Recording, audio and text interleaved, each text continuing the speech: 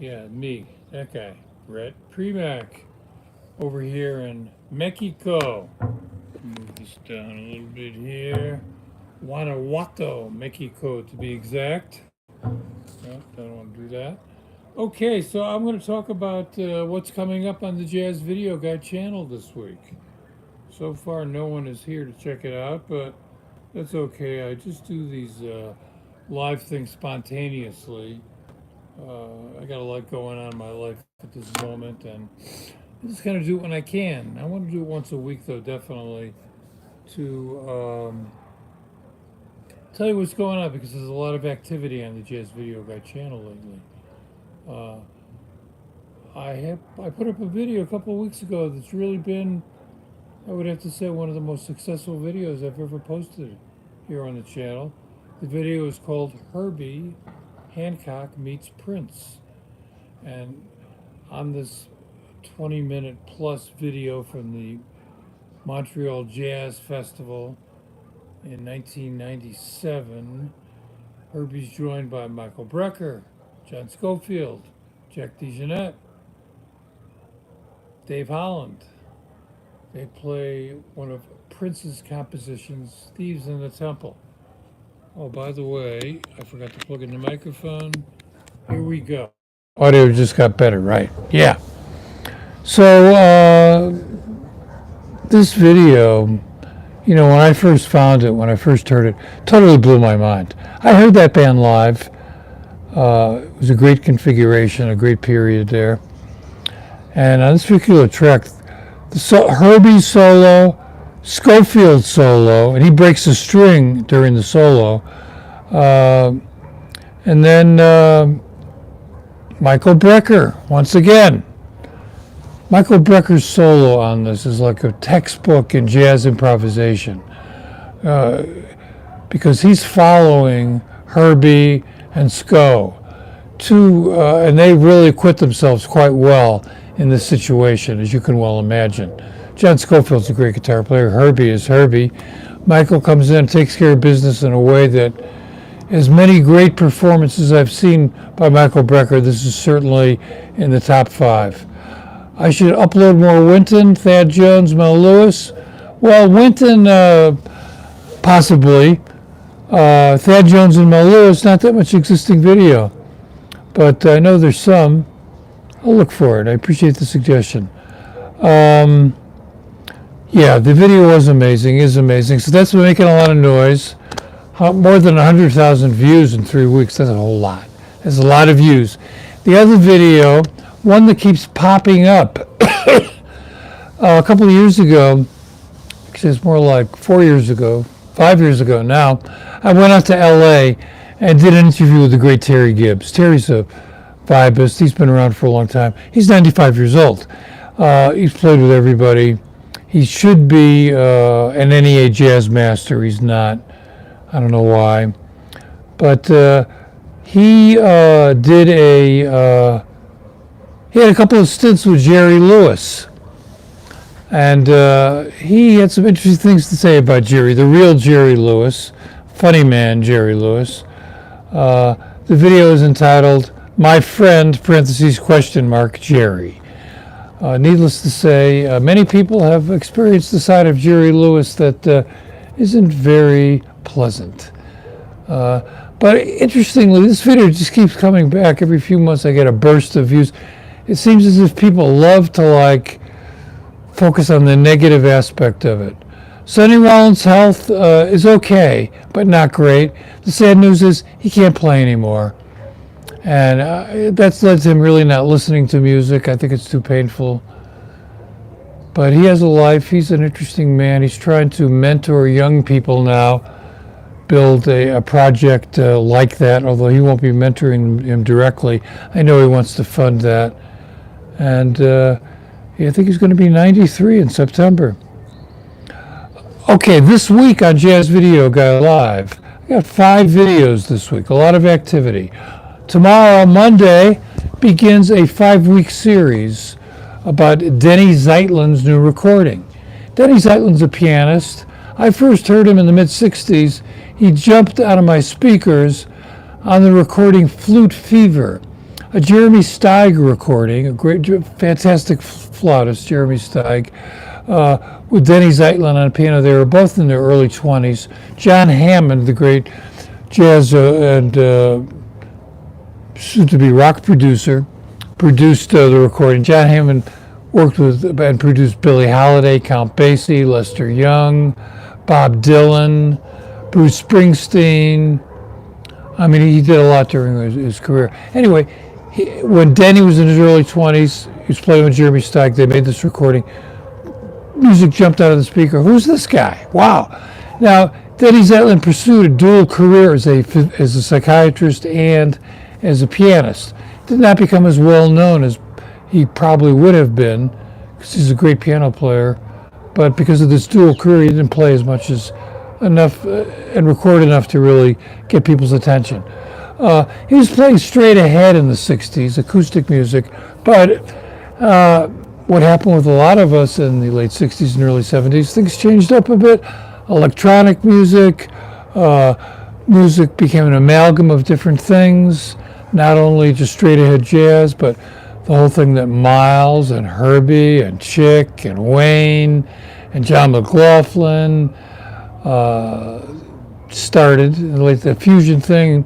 Anyway, then synthesizers began to appear, electric instruments. So in the 70s, Denny Zeitlin got a call from a friend of his to do an experimental recording, original music with lyrics that they would try to, oh, there's a hummingbird, wow, that they would try to get a major label interested in. It was a demo recording. He sang, he wrote lyrics and sang, something I would never associate with Denny. Writing lyrics, possibly singing, no. Anyway, the project never took off. It sat, for 50 years. Nothing ever happened to it. There's an interesting story how it came to be released. It's now a new recording. And tomorrow tells the story. The video that I did with the Denny tells the story of how the name of this terrain came to be released. And I've been listening to it a lot. I think it's a fascinating recording, a reflection of the times, but an interesting take on all the different things that were happening back then. Tuesday, speaking of pianists, and Monday, Wednesday, and Tuesday, some really good piano music. Tuesday, one of my favorite all-time pianists, Kirk Lighsey. I discovered Kirk on a record called The Second Coming by Rudolph Johnson on the Black Jazz label in the early 70s. And got a chance to see him live. Actually, I didn't get a chance to see him live until like 79 or 80 when he was playing with Dexter Gordon. I saw him many times in that band with Kirk Lighsey, David Eubanks on bass, Eddie Gladden from Newark, New Jersey on drums, and sometimes Woody Shaw in addition to Dexter. Kirk's playing really impressed me, so I've been a big fan of his all these years. He split to Europe, I guess in the late 80s, has lived in Paris ever since, comes to New York once a year to play at Smalls and Mesro. Fantastic pianist. One of his tracks on Tuesday. Wednesday, a guy that I was unfamiliar with until he did a recording with my cousin David Chesky's label, the Audiophile Society. The man's name is Mark Sherman, an excellent pianist. I put up a video last week that talked about his approach, his rhythmic approach. This is a video, a performance video, a short one, featuring a man I believe deserves a lot more recognition and attention, named Joe Magnarelli, wonderful trumpet player, New York based. And he's got Dee Johnson on drums and excellent drummer Tim Horner. They play an original by Mark that I think you'll dig. Thursday, the third episode of the Miles Davis series that I'm doing right now, dedicated to Miles's music that he played in the 70s. And Gary Bartz, who's been a friend of mine since 1979, although I've been a fan of Gary Bartz since the early 70s. Gary's teaching in Oberlin now and still goes around the world, 82 years old. Plays the music that he plays on the alto saxophone. He's a great musician, and he played with Max Roach and Charles Mingus and Miles Davis, and many other people, including McCoy Tyner. And in the 70s, Gary was in 1970, he was really getting into his own thing with the N2 troupe. Only acoustic music, although the whole fusion thing was happening. Miles asked him to join the band. Miles was had just recorded Bitches Brew, and Keith Jarrett was in the band. Gary joined, it was Chick Corea and Keith Jarrett. They started with Dave Howell, and they went to Michael Henderson, Jack DeJohnette, and Dougal Leon Chancellor, and then eventually M. Tume and Don Elias. They made some really incredible music in 1970. That's on the recording Live Evil. They played concerts in the U.S. and in Europe. They played the Isle of Wight Festival in 1970, the largest audience a jazz group has ever played before, 700,000 people. Joni Mitchell went on first, and then they came on, and they blew the audience away. People really dug it. So, and I was lucky to see the band live 3 times. I've always treasured those memories, and so about 3 months ago when I saw Miles' birthday coming up, I say, hey, why don't I interview Gary? Because there's existing video from the Isle of Wight Festival, but also the WDR television in Germany recorded Miles, RAI in Italy, NRK in Oslo. I forget the name of the station in France. So I'm pairing some of those videos with Gary's thoughts about the band and that music and Miles. And this week's episode is what I learned from Miles Davis, which I think you'll find really interesting. And Friday we close out with Stan Getz. I've been a Stan Getz fan since he came out with Desafinado in 1962, I believe, from the album Jazz Samba, my introduction to the bossa nova. And Stan's playing has always been a favorite of mine, starting back in the 40s. I wasn't there, but I've listened to it with Four Brothers, and he's done a lot of great stuff over the years. In the late 60s, or actually the early 70s, when electric pianos came in, he went out to the Montreux Jazz Festival and recorded with, check out this group, Chick Corea on electric piano, Stanley Clarke on bass, and Tony Williams on drums. And this week they play Lush Life. So that's some of the stuff that's coming up this week on the Jazz Video Guide channel. Oh yes, you love Stan Getz. Good. I'm glad. I'm going to try, as undisciplined as I am sometimes, to try to schedule these on a regular basis so we can turn it into more of a live streaming experience. People can ask questions and so forth.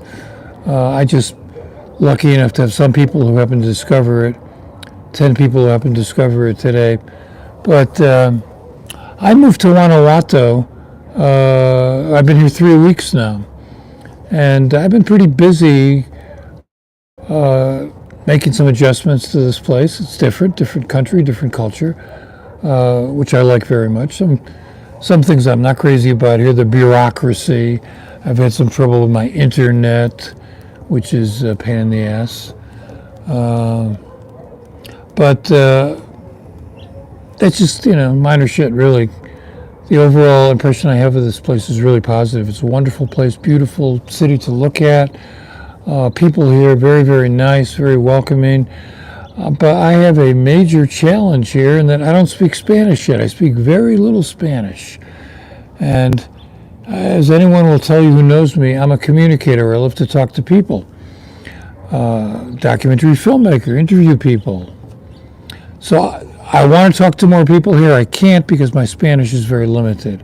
And I know that, like learning a musical instrument, learning a language is a process. It's going to take me a year, 2 years, 3 years to really, get to the place I want to be in terms of being able to communicate with people. And at that point, I'm going to jump in and start making more videos here in Guanajuato. I want to know the stories of the people that I meet here. And there's a fascinating cross-section of people. There aren't that many American expats, which I'm glad, because I don't want to be around too many Americans. A few is enough. Not that I dislike Americans. Some I'm not crazy about, and some I love. But it's an international city. There's people from other countries here because it's such a city, rich in culture, rich in the history of Mexico. It's a small, I don't say it's a small city, it's small to medium sized, 200,000 people. It's in a bowl. So there's a lot of up and down movement here. You're walking all over the place, very few cars. I'm in the historic district, which is in the middle of town. The streets aren't very wide, no cars. I'm walking all the time. I live on a very steep street where 200 steps to get to my front door. I don't need a gym. I mean, I'm just, between my dog and my activities, I'm going up and down 4 times a day. Unbelievable. So my body has had to, adjust to that. It is quite a challenge. My 72-year-old body. And also my 72-year-old mind, that's one of the components of the challenge of learning Spanish, in that my memory is not what it used to be. I mean, I don't have Alzheimer's or dementia, I don't think. I hope not. But as we age, the memory isn't what it used to be. And also my concentration is what it used to be. I mean, I must admit, in my final 4 years in Arizona, I did ingest a lot of cannabis on a daily basis, mostly all day long. It was so readily available, I just couldn't resist it. So, but now I've straightened up a bit, and I'm working on my concentration, and tomorrow begins my first day in Spanish school. I studied for about 6 months before I came here, Skype lessons with my friend Luis, who runs a Spanish school here, La Hacienda. So I'll be going to school starting tomorrow, 1 hour a day, and then 2 hours at home for homework and practice. And I try to speak to as many people as possible, but my vocabulary is very limited, and I can't really totally communicate. And when people see that I start to talk to them, they talk to me as if I could speak Spanish. I got to say, no comprendo. And I've got a little translation program in here, which helps, but it's not fast enough for me. I will get there. It's like learning a musical instrument. You don't play that great for a while. You got to get your chops together. I'm working on my Spanish chops. So that's the deal for this week on the Jazz Video Guy channel, and for me personally. Continuing on, the Denny Zeitlin series, which starts on Monday, is going to run for another 4 weeks, a total of 5 weeks. The Miles Davis 70 series, 3 episodes. I think there's going to be 7 or 8 episodes in total. Look out for the one about Keith Jarrett. That's a good one. And the music that Miles plays on these things is just incredible. I hope they're long. Some of the performances, most of them are in black and white, but one was done in Berlin in color, the WDR content.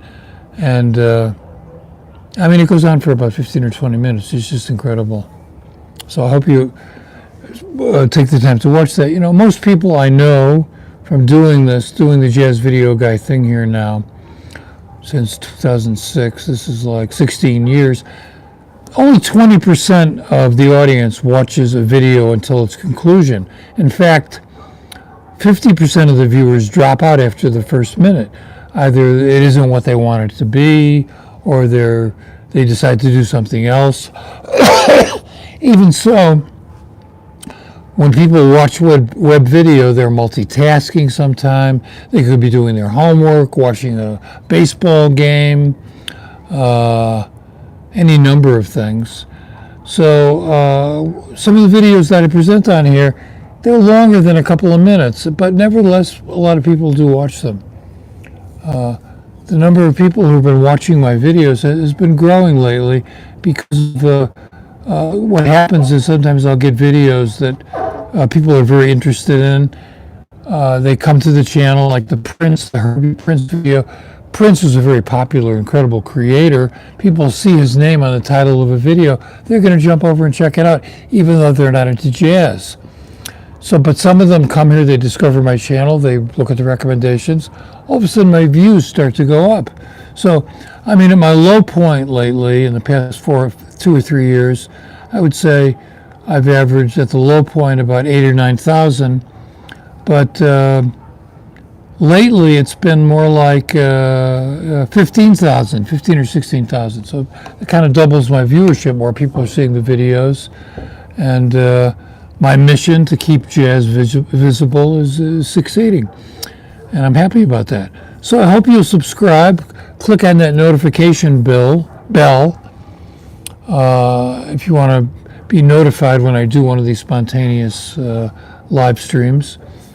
Oh yeah, I was talking about what's coming up. I mentioned Denny Zeitlin, the Miles 70, and then I've got a couple episodes left from the Michael Brecker podcast. I'm going to work on those. Then I have live interviews with some people. A drummer from the New York area who ended up doing a lot of playing in Europe, Tony Anzalaco, played with Maynard's big band in the mid-'60s. I hooked up with him before I split the U.S. And also, who else? I forgot. Trying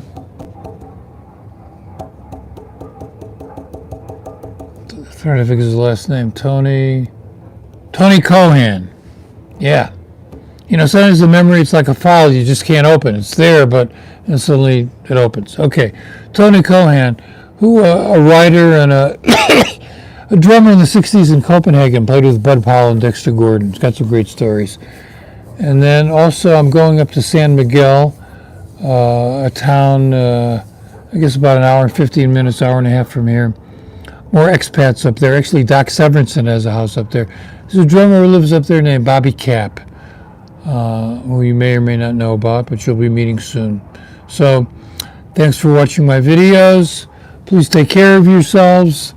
Let's hope that there's some positive things on the horizon here in the world. I don't know where they're going to come from. I don't know when they're going to come, but I hope they happen to you.